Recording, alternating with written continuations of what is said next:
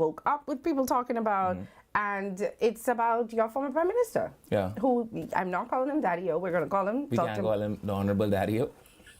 We're going to call him Dr. Minister. Doesn't he make the news so well, though? Like, he's a lightning rod for headlines. Now, and you know, that is what my point is going to be. I feel like a lot of people have selective memory. Like, I feel like sometimes we forget. Like, you know, like sometimes when somebody hits you, but then they buy you flowers or they buy you a car, they buy you jewelry, and you forget. Yeah. I feel like we in that jewelry stage, and we forgot we got punched in the eye. But he's a man of deep contrition. Well, something that I guess was unexpected in the House of Assembly, somebody came to the aid of Dr. Minnis, and it was not someone from his own party. It was actually someone... He ain't got no party, remember? Technically, he's still a part of the He FNM. only like a diet FNM now. Technically, he's still a part of the FNM. Like FNM light. He's still a part of the FNM. I'm sure he still is up to pay his dues. I don't know if he goes to meetings. Why? But Why would he pay? They didn't want him to come to the party. Oh, boy. In any event, someone came to his defense in the House and kind of like cussed out his party. You say they his party members. But that's not unusual, right? Because remember in 2016, Leslie Miller cursed them out for Dr. Minnis before. But Leslie is Leslie. Right. He is somebody you expect is going to do things that is not of the norm. But I didn't expect it from Wayne Monroe. It was Wayne Monroe, by the way, Minister of National Security. Leslie actually even went on the rally stage with him, remember that? When he had the rally down in Christie Park, when he was making his case for why Loretta Butlerton and them shouldn't have ousted him and blah, blah, blah. And Leslie Miller come and say, listen, Hubert Minnis is my friend. Well, in any event, that's what went on in the House. We have some clips that we're going to play. So we'll play the first clip. Yeah, let's go to the clip. And then we'll talk about that, and then we'll play the second. I did not see St. Anne's when they denied Kalani a nomination, standing up and saying to his leadership that Kalani should have a nomination. I didn't hear any of them on that side stand up for Kalani, who in fact, and I'm not being gracious to him, but he gave all of them an opportunity. And what I find disturbing, and the Bahamian people should find disturbing, is a man who gave you an opportunity. You ought not to kick him to the curb just like that. Because if you do that to him, who activated your career, imagine what you will do to people who had nothing to do with you. I bear no brief for Kalani.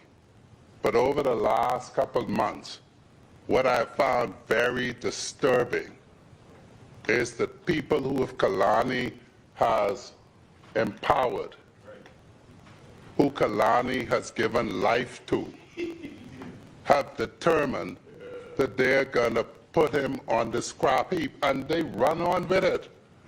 And Madam Speaker, if I seem impassioned, it's because I'm a family island man. And the one thing you're supposed to do is recognize and acknowledge your elders. And I ain't calling Kalani old, right? But the one thing that happens, this is a man, none of them, the thing that amazed me, Madam Speaker, and if I may have your thing, nobody says that he doesn't do his job, you know. Everybody says he does excellently where he was, but they wanted to consign him to the scrap heap of history. That's what Marco City says. That's what Simbarnaba says. And the only thing I'm saying, Madam Speaker, is that the Bahamian people, when they evaluate them, should evaluate how they're dealing with Kalani before they determine how they deal with them. And all I'm saying, right, is, firstly, he looks like they brought back Wayne Monroe, defense attorney. He looks good, right? I hold no brief. He looks good. I don't know if it's the blue. I don't know. We've been working out. It looks good. And I also want to say, Madam Speaker, could you tell them not to record the proceedings of Parliament with an Alcatel? Nah, stop. You know they've been doing that with the Alcatel fabric. It never looks good. The Senate is worse. What is the pixel capacity of that camera? You are off track so bad. Why is it gray? It's always, have you never watched the House? It always looks like that. I do, right? But like, is it always gray like that? It's always looked like that, and the Senate is worse. The audio most of the time is also trash, really but that. you know. Yeah. But he came to the defense of the now defeated, embattled former leader of the Free National Movement, right? And he said, man, you have to, man, without him, there would be no y'all. That's almost like what your mummies tell you. For the 9 months I carry you. That's what it sounded like. Yeah. And he says, but I agree with him wholeheartedly. Michael Pintard could not exist but for the graciousness of a Hubert Minnis. And here's the thing. It even ain't like these, the rock stars in Minnis' cabinet who consigning him to the junk pile. This is actually the misfits. There is nobody in this Free National Movement cohort of parliamentarians presently that could say that they created any exuberance of any sort surrounding the tenure of the Free National Movement in 2017. Which of them? Can I ask you something though?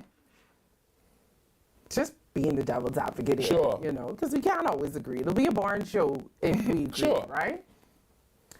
But if just because somebody put you on, like the young people are saying, how long does that mean that you have to be indebted to them when after they put you on, they piled on disrespect on top of that? Well, was it disrespect or was it you allowing him to go see you? So he absorbed power unto himself and became He did. competent authority. He did. But you know what? You And- ain't do. and You ain't resign. And it's not just what the competent authority. I think that we sometimes when it comes to Dr. Minnis, because of who he is now, we have selective memory of who he was when he was prime minister. Sure. Especially throughout the Dorian period and then throughout the pandemic period. Effective immediately. You know, I still get chills. Yeah. And I know that we can all agree that he had some challenges as prime minister. I mean, COVID was something that was unprecedented. There was Sure. no book. There was nobody that could teach him what to do. He had to do, I guess, what he thought was right. Sure. Dorian was another thing within itself. One of the strongest hurricanes that ever hit.